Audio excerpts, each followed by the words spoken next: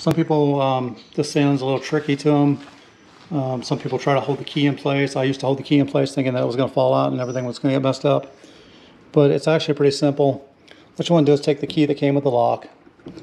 Always turn it to where my reset hole is up to the top.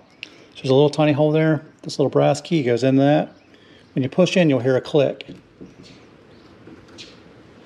When that pushes in, it's not much of a click, but it's a tiny click. Pull the rekey tool out. And what this is doing is lifting the tumblers up. So all the tumblers are pushed up now. Pull the key that came with the lock out. Insert the key that you want to use. Once that key is in, you turn the lock. And that's all there is to key in the new lock.